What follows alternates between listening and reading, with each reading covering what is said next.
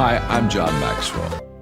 When the top companies in the world are looking for trainers, speakers, and coaches, there's one name that stands above the rest, and that's Maxwell Leadership. Our certified team members have gotten proven results for companies all over the globe, and our reputation, I'm proud to say, is second to none. Some of our members have risen to the top of their profession, including the one you're going to meet today. I proudly introduce you to my friend Bob Fabian Zinka.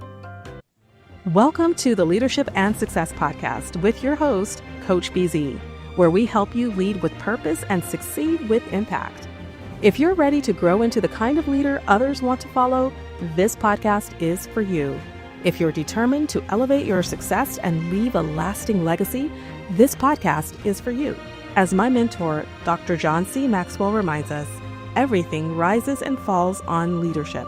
Our goal is simple: to inspire you, challenge you, and equip you with insights that can transform the trajectory of your leadership journey. Welcome aboard to another episode of the Leadership and Success Podcast with Coach.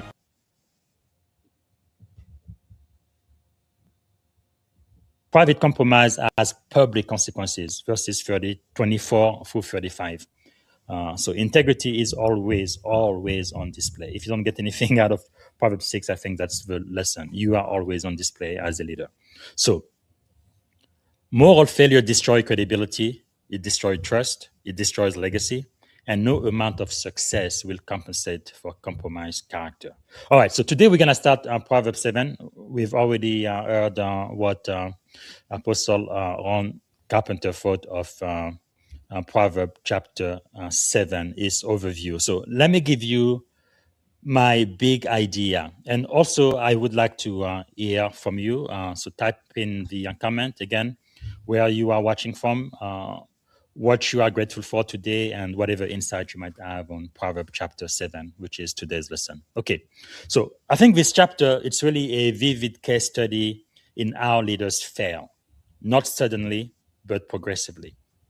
Yesterday, I gave the image of the frog into boiling water. If you put a frog in boiling water, it's going to jump out right away. But if you put it into room temperature water, the frog will be comfortable. And then as you turn on the oven and have the temperature increase slowly and progressively, going from 0 to 1 degree, not much of a difference. From 1 to 2, not much of a difference. So the frog is going to get used to it, and before it knows it, it's going to be completely boiled. And that's really what happens with leadership. It's a progressive thing. It doesn't happen overnight, right? It takes time.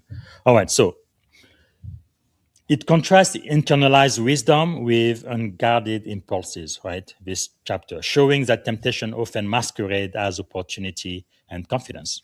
So the chapter teaches that leadership integrity is preserved before the moment of pressure through discipline, foresight, and moral clarity.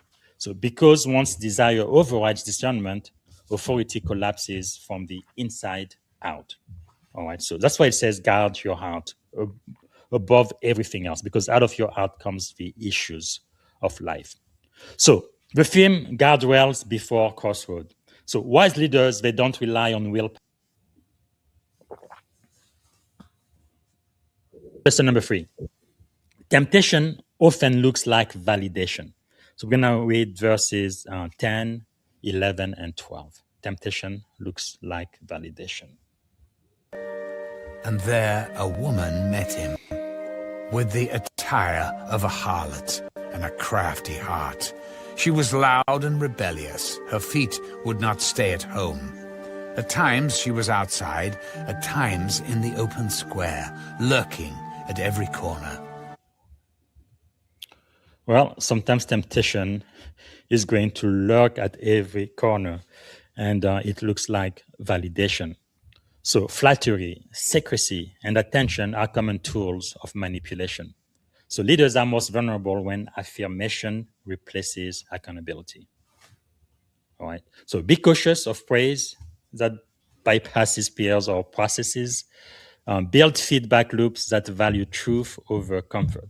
I think you really need to have a team as a leader, a team of people you can trust, people who can speak the truth to you, speak truth to power, tell you exactly what it is. And when I was a commanding officer, the people I really trusted to do that for me were the chief mess, especially my senior enlisted leader, the most senior enlisted person in my command, because that person, she really knew the white hats, she knew the junior enlisted folks and what they needed. And if I did anything that would make life difficult for them, I gave her full permission. Come to me. I don't care about rank. Just sit me down and tell me, sir, I believe you are mistaken, and this is why. Now, she was always very, very polite and nice, but she would tell me the truth. And I think everybody needs a truth teller, right?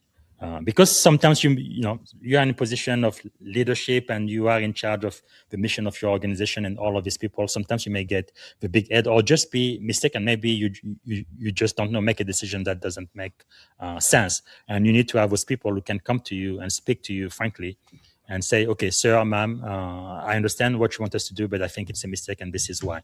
And you as a leader, you really have to sit down and really listen and consider that, right? Having people who have different background, who come from different culture, who have different educational background, different ways of thinking. Because if you only hire people who look like you, who think like you, who came from the same background as you, you're all going to have the same exact blind spot. And you don't want that. You want diversity, because diverse teams are high-performing teams. They perform a lot better than monotonous teams. So the anchor reflection is wisdom begins when I admit what I don't yet see. So you have to be. All right. Welcome to another episode of the Leadership and Success podcast. This is Coach Busy, your host. And today we are going to review Proverbs Chapter 7. We first broadcasted this January the 7th. We went through the full episode, about an hour. Proverbs Chapter 7, I highlighted 7 lessons for that episode. But today we are going to add looks like it's going to be about 15 minutes or so.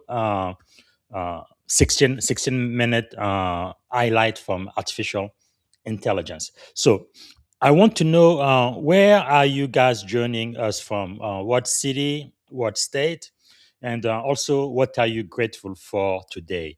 And while you listen to the summary of episode 7, season 31, episode 7, about Proverbs chapter 7, I would like for you to please write down 3 to 5 takeaways in the comment from today's episode. And then, most importantly, what is one thing you get out of this episode, out of this lesson, that you are going to be able to apply today? And I believe it's going to make a change in your life. So, our moment of gratitude, we always love to be grateful every time we meet. Be grateful for at least one thing every day. And today, like every day this month, I am really grateful for Black History Month, right? All of the famous but little known and unsung triumphs of Blacks in America. American slaves have built this country, and Black history is American history. So I am very, very grateful for that. So today, let me share my screen. I like to do 2 vignettes, I guess is what I will call it. One is what happened on this day, February 7th, throughout our American history, which relates to African American history. So I'm going to share my screen, and we are going to talk about February 7, 1904. What happened in the US February 7, 1904? Well, that was the lynching of Luther Albert and one unidentified Black woman. People thought it was his wife, but it doesn't seem like that was the case. On February 7, 1904, in the Mississippi Delta town of Doddsville, a Black man named Luther Albert and an identified Black woman were brutally tortured and lynched, while hundreds of white spectators watched, cheered, and treated the event as public entertainment. So Mr. Albert was accused of killing James Eastland, a white landowner from a powerful local family in Sunflower County. After the shooting, Eastland's brothers led the mob that captured Mr. Albert and the Black woman, and the early news account described her as his wife. So they just went ahead and killed them without any judicial process or anything. So chest hands at the stake.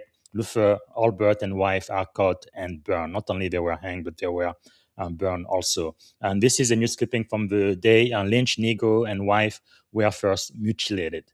So really tortured before they were killed on this day, February 7, 1904. An eyewitness to the lynching of Luther Albert and his wife. Again, it wasn't his wife, but people believe she was. Negroes, which took place in Doddsville yesterday, today gave the Evening Post the following detail concerning retribution exacted from the couple prior to their cremation yesterday. So, are we supposed to be a country of law and order and justice or not? Anyway, that is a passage of our sad American history. Now, let's go talk about something a little bit more positive. I also want to celebrate all of the African Americans who contributed in the United States Armed Forces, the most powerful armed force in the world. I'm very, very proud to be a U.S. Navy sailor.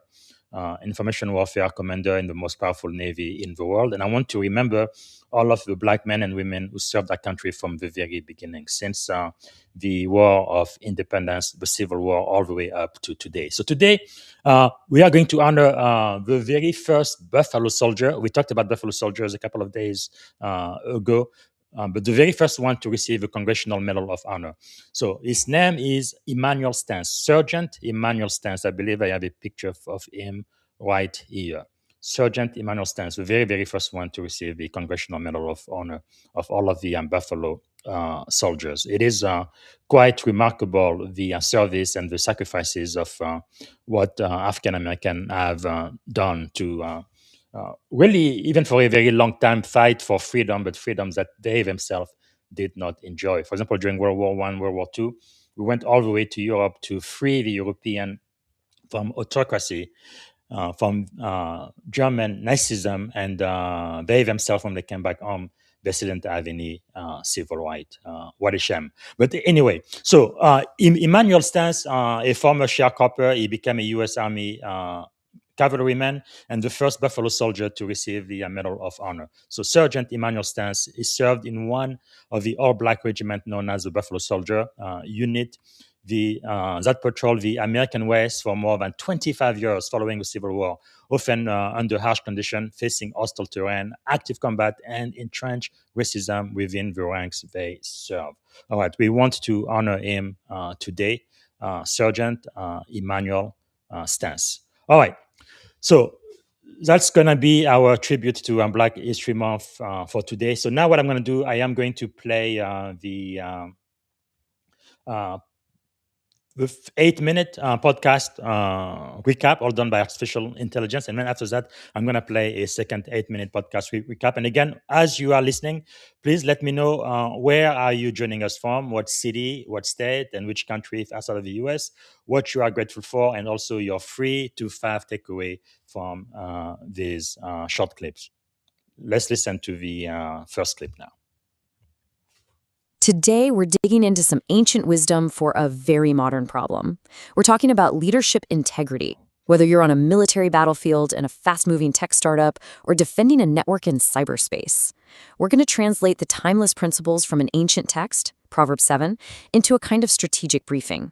And listen, this isn't about religion. It's about the universal patterns of human behavior that make or break a leader. Let's get into it. Leadership rarely collapses in a single dramatic moment. It erodes quietly. Just think about that for a second. This is the core truth we're unpacking today. We always expect leadership failure to be this big, loud explosion, right? But the reality is, it's almost always a slow, quiet process. It's a series of tiny compromises, a bit of delayed discipline here and there, and a whole lot of unguarded confidence that happens way before any public fallout. And this classic analogy just nails the danger perfectly. It's the frog in the slowly heating water. A leader doesn't just wake up one day and decide to jump into a career-ending disaster. No, they adapt. They get used to a slightly higher ethical temperature, then a little higher, making one small concession at a time. And before they know it, their judgment is cooked, and it's simply too late to jump out. That's the trap we're learning how to avoid. Okay, so our first section is all about building what we'll call our internal guardrails.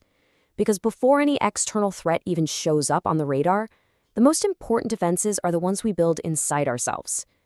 Think of these as your foundational principles, the early warning system that protects you from the inside out. This first lesson is absolutely crucial. Look, policy manuals, compliance checklists, they're fine. but they're basically useless if the principles aren't genuinely part of your character. As the proverb says, they need to be written on the tablet of your heart. Why? Because when real pressure hits, principles you've only memorized will just crumble. Compliance without conviction is just convenient rule following, and we see that pattern play out time and time again, from military command to Silicon Valley boardrooms. All right, lesson 2 might sting a little. The text talks about a simple leader. Now, that doesn't mean they're not intelligent. It means they're naive. In leadership, naivete looks like overconfidence. It looks like an optimism that's never been stress tested by someone pushing back. And in high-stakes environments, whether that's a combat zone or an AI startup, that kind of lack of foresight is a massive, massive liability. So how do we actually build these internal guardrails? Well, here's your first line of defense. You've got to move from just complying to having real conviction.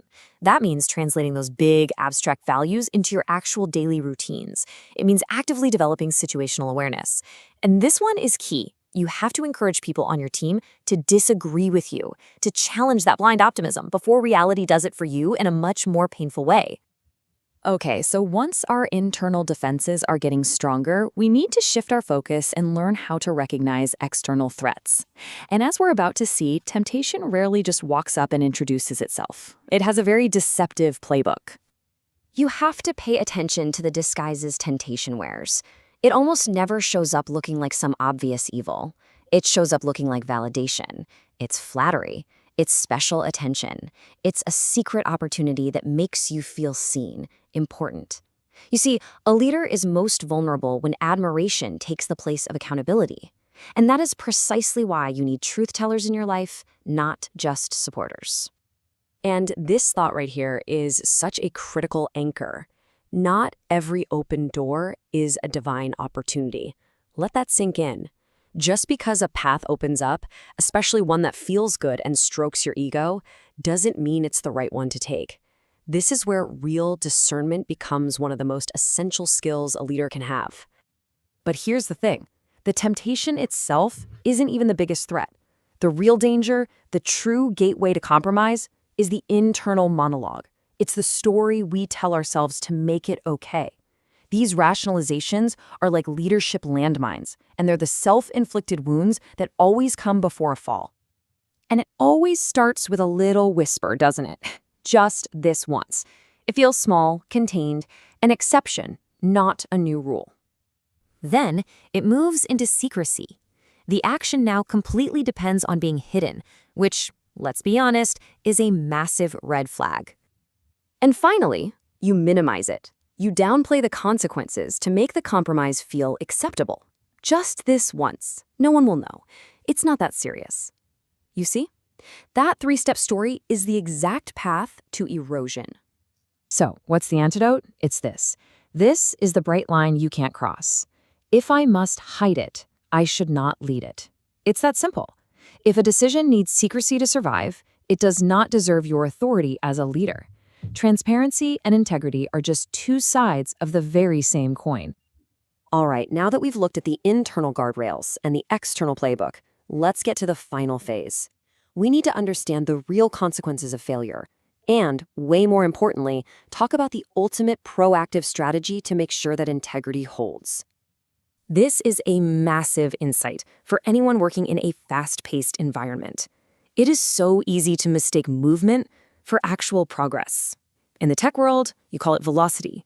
In the military, it's tempo. But you know what? Neither of those things guarantees that you're actually aligned with your mission or your principles. You could just be sprinting very confidently in the completely wrong direction. Let's break it down. The distinction is simple, but it is so critical. Movement is all about speed. Your velocity, your tempo, it feels productive, right? But progress is about direction. It's about alignment with your principles. A wise leader learns when to pause, to hit the brakes, just to make sure all that velocity is actually pointed where it's supposed to go. And here's the stark reality of it all. Speed without wisdom accelerates collapse. When you combine high speed with poor direction, you don't just get lost, you accelerate your own downfall. Wisdom is the steering wheel that turns speed into a tool for success, not a catalyst for total disaster. And that collapse, it is never a solo event. This is why integrity is so non-negotiable.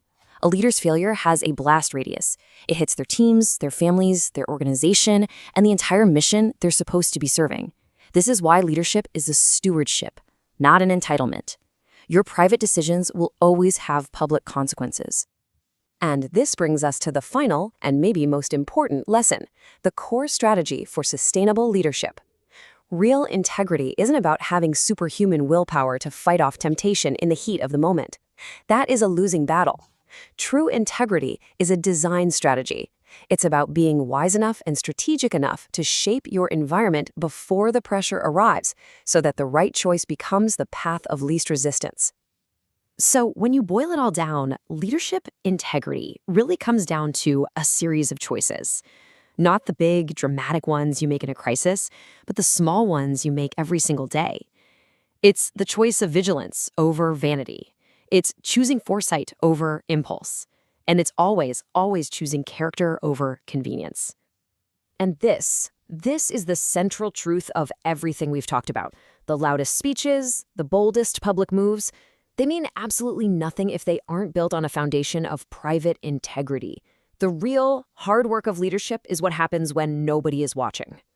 So, we'll leave you with this to think about. A question that every single leader should carry with them every day. Do your private actions strengthen or strain public trust? The answer to that question, well, that doesn't just determine your effectiveness. It determines your entire legacy.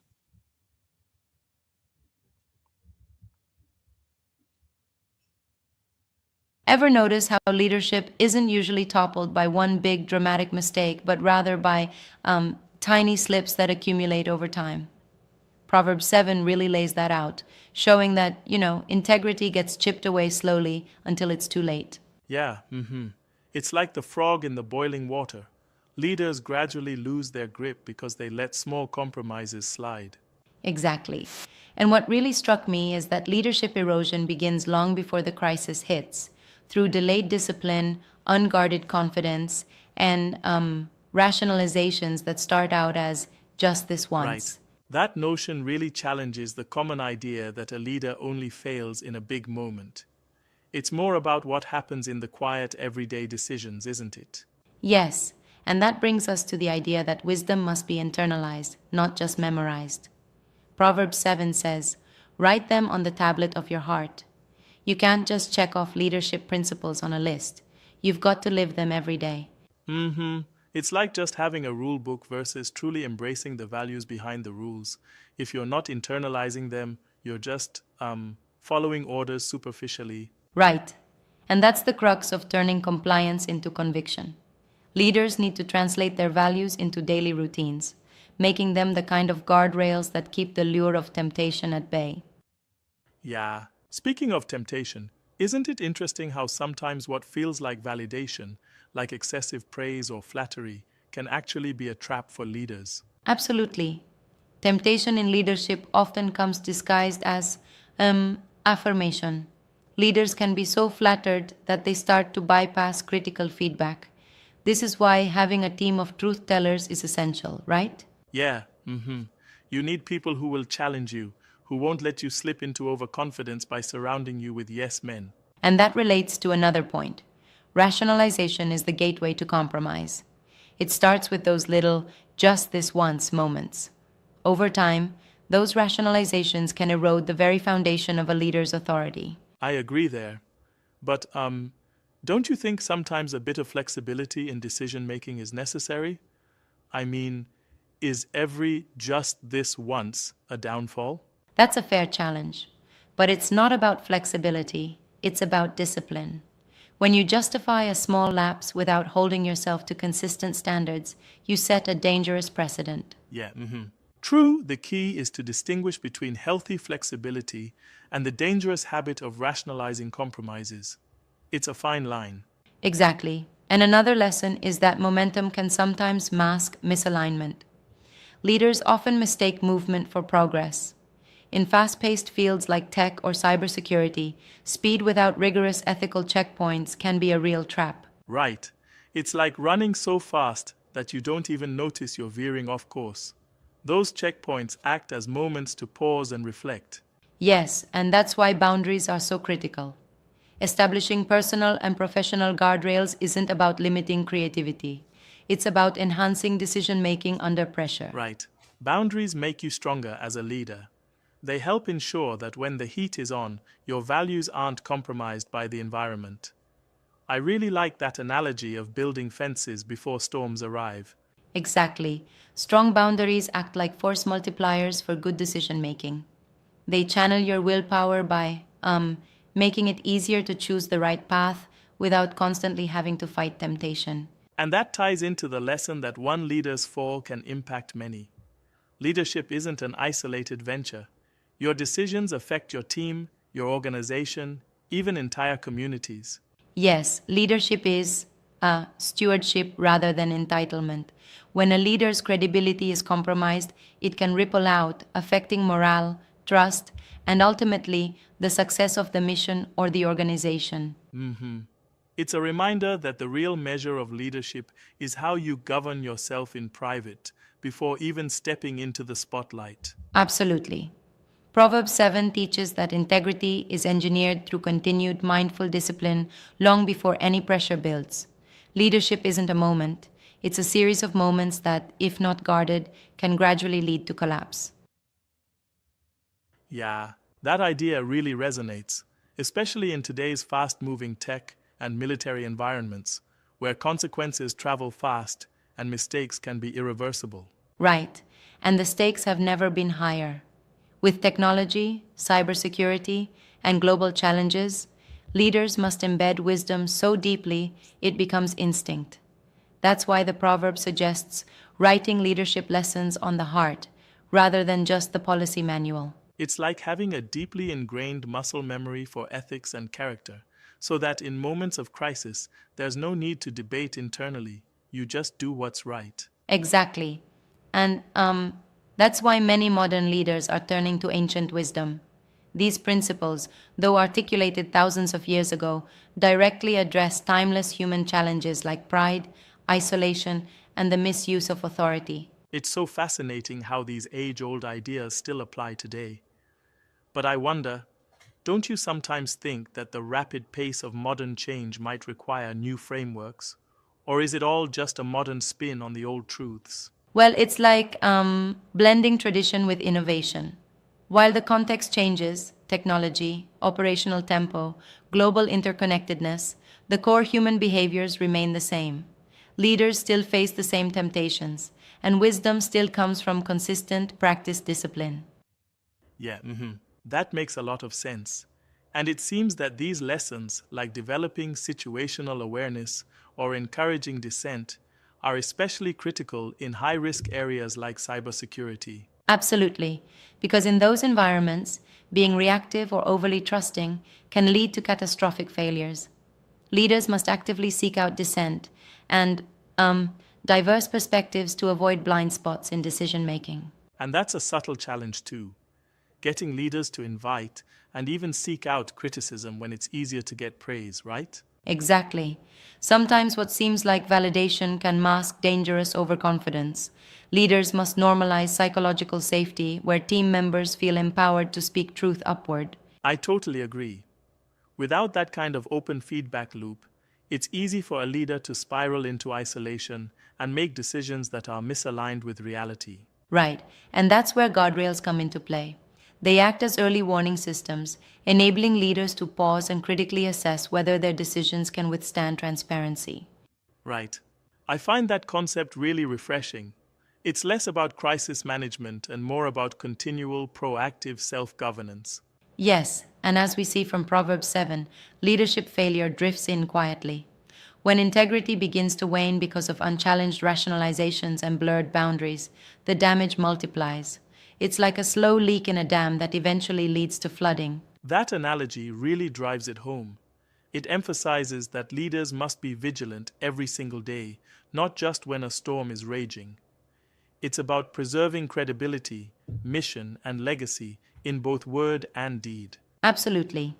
The key takeaway is clear. Leadership is won in private long before it's proven in public. Whether you're managing a military team, a cybersecurity initiative, or a tech startup, the principles remain timeless. Integrity, discipline, and above all, self-governance. Yeah, really resonates.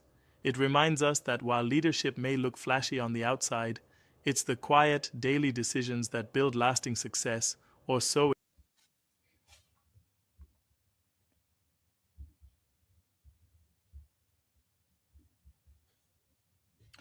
All right, we are getting toward the end of our podcast. So, again, let me know what are 3 to 5 lessons, takeaways uh, that you are exploring from this episode today. And also, what is one principle you're going to be applying today? I really like lesson number 5, right? It says momentum can mask misalignment. Just because you have momentum doesn't mean that you are doing the right thing, which reminds me of something a commander told me. I was still a junior officer, probably a Lieutenant JG or 2. He was an 05, and he gave me this wise saying: don't rush to your doom. Don't do it. Don't rush to your doom. Very, very simple. Maybe Seneca might be the first person who initially said that, but if you are moving very fast, and I know in Silicon Valley we move pretty fast, you're pretty much at the speed of thought, but you really don't want to rush to your doom. That's one lesson I would definitely apply. And the way I look at it, no, it applies in the military, it applied with cybersecurity, incident response, in career progression, pretty much everywhere in life. I think what it means is you have to slow down in order to speed up, right? You have to think 2 moves ahead. Value precision over velocity. Are you doing the right thing? You have to build processes before scaling impact. And you have to train judgment, not just technical skills. You have to get wisdom. Okay. Don't rush to your doom. Okay. We have Jim is watching from Kenya. Thank you so much for watching, Jim. And let us know what you are grateful for, and also the 3 to 5 takeaways you got from this lesson. So what I'm going to do now, I'm going to play 2 more highlights from the original broadcast, which was January 7. Again, we are studying Proverbs Chapter 7. And this is special season 31 of the Leadership and Success podcast. This one today is episode 7 AI recap, because we are using artificial intelligence to give us a summary what you guys just heard, all done by AI from the original presentation. Okay, I'm gonna play 2 more clips from that original session, and we're gonna end the show. And I look forward to seeing you tomorrow, where we are going to study Proverbs Chapter 8. So tomorrow will be season 31, episode 8, AI. All right. Until tomorrow, have a wonderful rest of your weekend. Bye for now. All right. So, lesson number 1: wisdom must be internalized, not memorized. So that's going to be from verses 1, 2, and 3. Okay, wisdom must be internalized, not memorized. So let's go to verses 1 through 3.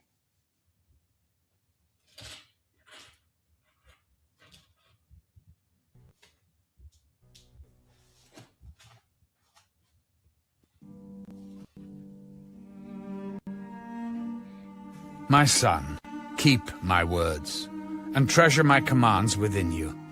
Keep my commands and live, and my law as the apple of your eye. Bind them on your fingers. Write them on the tablet of your heart. Bind them on your fingers, words of wisdom. Write them on the tablet of your heart. So, the leadership insight. Wisdom that lives only in policy manuals or slogan fails under pressure.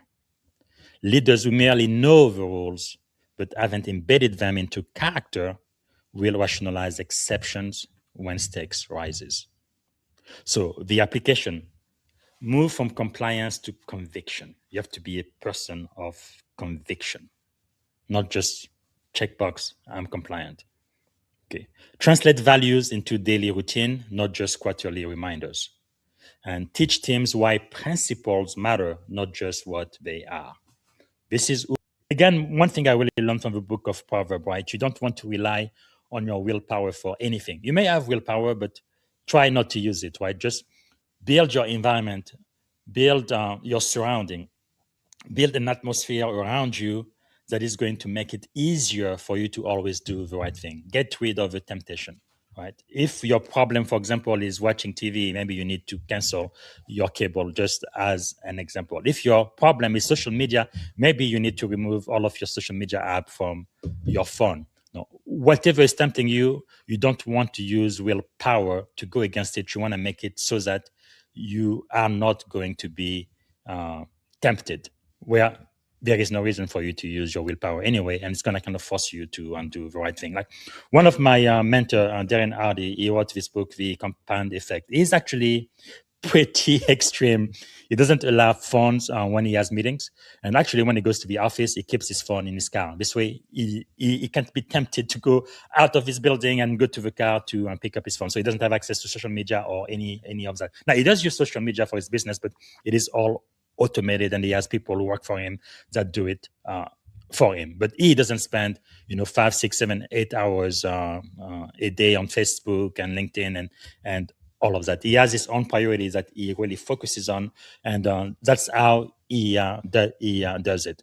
Now, again, that might work for some people, but the idea is just get rid of the temptation, whatever the temptation is for you, whatever it is that is preventing you from doing what you be.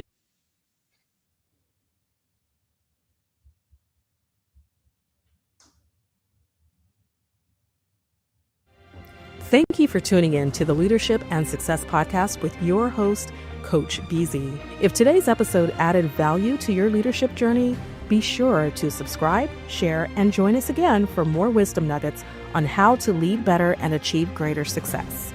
Remember, leadership is the most critical skill of our time. The world will always need leaders to inspire others, drive innovation, and execute meaningful strategy. So why not count yourself among the bold leaders shaping the 21st century? Until next time, stay inspired, stay committed, and keep leading with excellence.